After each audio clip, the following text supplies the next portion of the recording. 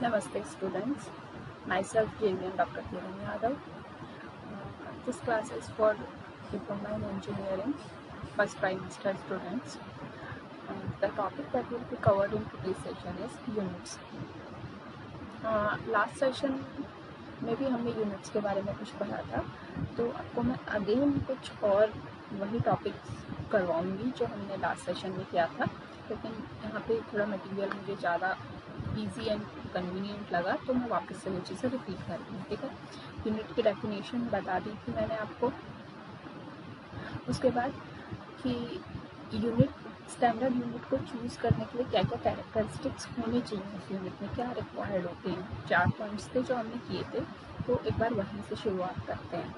ठीक है, तो यहाँ पे अगेन वो कैरेक्टरिस्टिक्स पढ़ेंगे। Choice of a standard unit कि when we are choosing some quantity as a when we are choosing a unit for some physical quantity, then what characteristics should be present in that unit.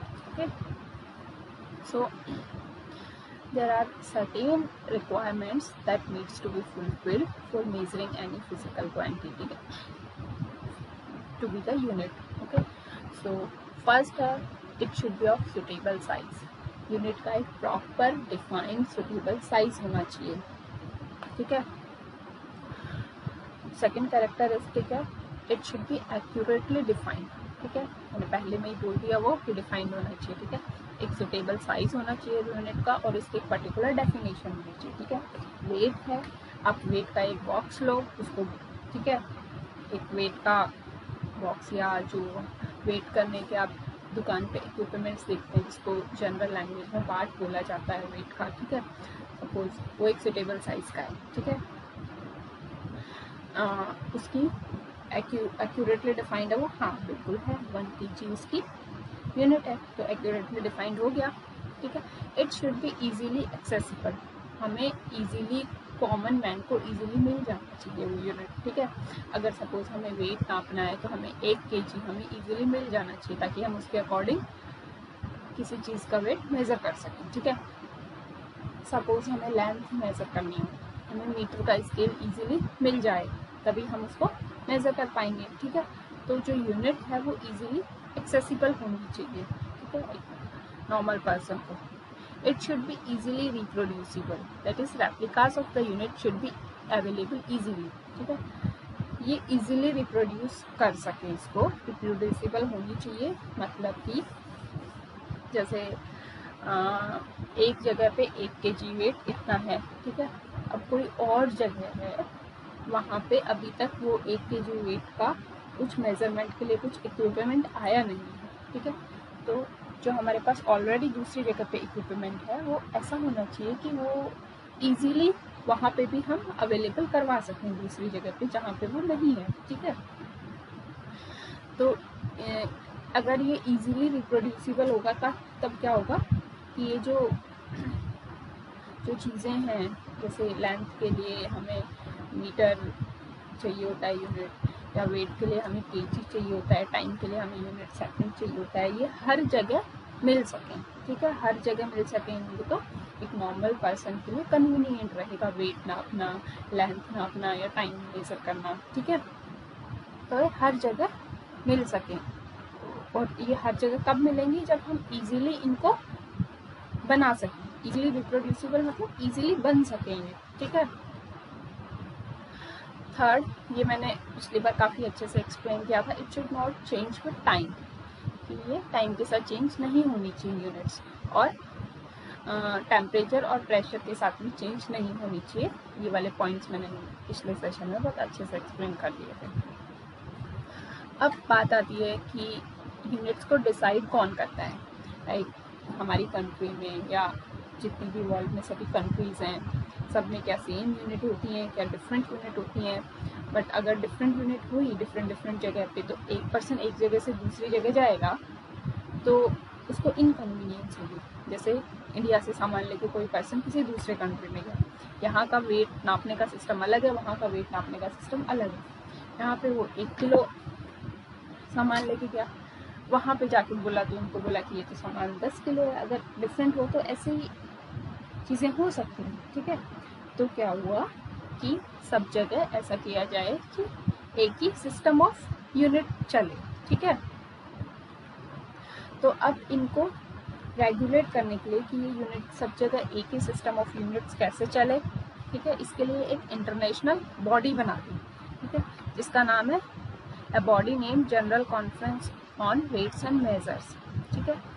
और इसको authority दे दी कि ये international agreement करके units को decide कर सके कि किस फिजिकल क्वांटिटी के लिए क्या यूनिट चलेगी, कैसे चलेगी, ठीक है। ये अपनी मीटिंग्स करते रहते हैं और अगर यूनिट्स में कुछ चेंजेस करते हैं ये टाइम टू टाइम, तो वो उन मीटिंग्स के थ्रू नॉर्मल लोगों को कन्वे कर देते हैं, ठीक है। तो यूनिट्स हमारी कौन डिसाइड करता है? General conference on weights and measures, ये एक इंटरनेशनल रेगुलेटरी बॉडी का नाम है जो कि यूनिट्स डिसाइड करती है। अब यूनिट्स के क्या है, डिफरेंट डिफरेंट सिस्टम्स होते हैं, ठीक है। बेसिकली 3 डिफरेंट सिस्टम है, ठीक है। जैसे आप ये देखोगे, अगर आपको लेंथ की यूनिट देखनी है तो लेंथ किसमें होता है? मीटर में भी मेजर करते हैं, सेंटीमीटर में भी मेजर करते हैं, एमएम में भी मेजर करते हैं। तो इसी तरह से डिफरेंट डिफरेंट क्वांटिटीज़ को डिफरेंट डिफरेंट यूनिट्स में हम मेजर कर सकते हैं, ठीक है। तो इस हिसाब से हमारे सिस्टम ऑफ यूनिट्स बनाए हुए हैं। द फर्स्ट है द एफपीएस सिस्टम, ठीक है। देखो, हम पहले 3 बेसिक फिजिकल क्वांटिटीज लेके चलेंगे, ठीक है। 3 जो सबसे बेसिक 7 है, 7 में से 3 निकाल लो, लेंथ, मास और टाइम, ठीक है। ये 3 सबसे इजी हैं और आपको समझने में भी आसान है, तो इनसे शुरुआत करते हैं बेसिकली, ठीक है। तो अगर हम लेंथ को फुट में लेते हैं, मास को पाउंड में लेते हैं और टाइम को सेकंड में लेते हैं, तो इसको बोलते हैं एफपीएस सिस्टम, ठीक है। सेकंड होता है सीजीएस सिस्टम। अगर हम लेंथ को सेंटीमीटर्स में लेते हैं, मास को ग्राम्स में लेते हैं एंड टाइम को सेकंड में लेते हैं, तो वो होता है सीजीएस सिस्टम, ठीक है। थर्ड है एमकेएस सिस्टम, ठीक है। अगर हम लेंथ को मीटर में लेते हैं, मास को किलोग्राम में लेते हैं एंड टाइम को सेकंड में लेते हैं, तो उसे बोला जाता है एमकेएस सिस्टम, ठीक है। इनमें मोस्ट फ्रिक्वेंटली हम जब क्वेश्चन सॉल्व करेंगे तो मोस्ट फ्रिक्वेंटली यूज्ड जो सिस्टम्स हैं वो सीजीएस एंड एमकेएस सिस्टम है।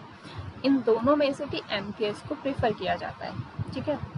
अब एक चीज़ ध्यान रखनी है, अगर हम कोई क्वेश्चन सॉल्व कर रहे हैं तो अगर हम एमकेएस सिस्टम यूज़ कर रहे हैं, एमकेएस सिस्टम यूज़ करना मतलब लेंथ को हम मीटर में ले रहे हैं, मास को किलोग्राम में एंड टाइम को सेकंड में, ठीक है। तो लेंथ, मास और टाइम के लिए यही 3 यूनिट्स यूज़ करेंगे। हम ऐसा नहीं कर सकते कि हम लेंथ को मीटर में लें और मास को हम ग्राम्स में लें, क्योंकि ग्राम सीजीएस में आ गया और मीटर किस में है? एमकेएस में। तो हम ऐसा बिल्कुल नहीं कर सकते, ये रॉन्ग वे है, ठीक है। तो अगर हम एमकेएस सिस्टम चूज़ कर रहे हैं कैलकुलेशन करने के लिए, तो हमें सभी जो क्वांटिटीज़ हैं उनकी सभी की यूनिट्स एमकेएस सिस्टम में ही लेनी पड़ेगी। अगर हम सीजीएस सिस्टम चूज़ कर रहे हैं तो हमें सभी फिजिकल क्वांटिटीज़ की यूनिट्स सीजीएस सिस्टम में ही लेनी होगी, ओके। सो आई होप ये 3 सिस्टम ऑफ यूनिट्स आपको क्लियर हैं। This is all for today session. Next session में हम जो 7 फंडामेंटल यूनिट्स हैं उनकी डेफिनेशन को कंटिन्यू करेंगे। जो कुछ क्वांटिटीज़ की डेफिनेशन ऑल्दो हमने सेकंड सेशन इससे प्रीवियस सेशन में कर ली है, लेकिन हम इसके बाद नेक्स्ट सेशन में फिर से उसी को कंटिन्यू करेंगे। अगर कुछ डाउट्स या क्वेरीज हों तो आप कमेंट में मेंशन कर सकते हैं।